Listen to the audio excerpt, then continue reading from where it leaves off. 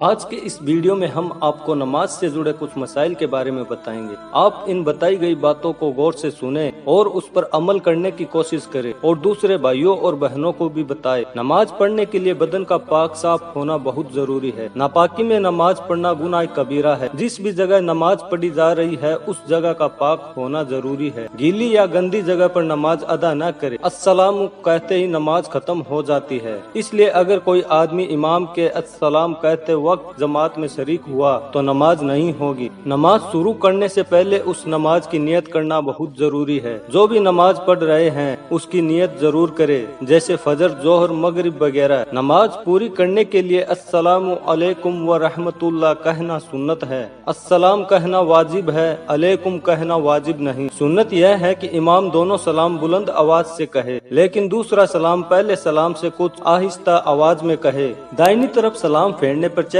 اتنا گھومنا چاہیے کہ پیچھے والوں کے دائیں رخسار یعنی گال نظر آئے اور بائیں طرف پھیرنے پر بائیں گال نظر آئے۔ نماز کے بعد ہاتھ اٹھا کر دعا مانگنا اور دعا کے بعد منہ پر ہاتھ پھیرنا بھی سنت ہے۔ دعا مانگتے وقت دونوں ہاتھ بالکل ملے ہوئے نہ ہو، دونوں ہاتھوں کے بیچ تھوڑا فاصلہ ہونا چاہیے۔ نماز میں انگڑائی لینا اور بار بار اباسی لینا مکروہ تنزیہ ہے۔ نماز پڑھنے سے پہلے اچھی طرح وضو کر لے، خاص کر کے منہ کو اچھے سے صاف کر لے۔ نماز کے وقت بیڑی، سگریٹ، تمباکو کی بدبو آنا مکروہ ہے۔ نماز کے دوران اگر ٹوپی سر سے گر جائے تو ایک ہاتھ سے اٹھا کر سر پر رکھ لینا افضل ہے۔ دونوں ہاتھوں سے اٹھانا مکروہ تحریمی ہے، لیکن کوشش کرے کہ ٹوپی بار بار نہ گرے، اس سے نماز سے دھیان بھٹکتا ہے۔ نماز کے دوران ادھر ادھر نہ دیکھے، آپ کا پورا دھیان نماز میں ہونا چاہیے۔ نماز میں سجدے کے دوران گھٹنوں کے زمین پر ٹکنے سے پہلے اپنے ہاتھ زمین پر رکھنا بھی مکروہ تنزیہ ہے۔ نماز میں سجدے کے دوران اپنے پیروں کی انگلیوں کو الٹا پیچھے کرنا بھی مکروہ تنزیہ ہے۔ سجدے کے دوران کم سے کم ایک انگلی کا زمین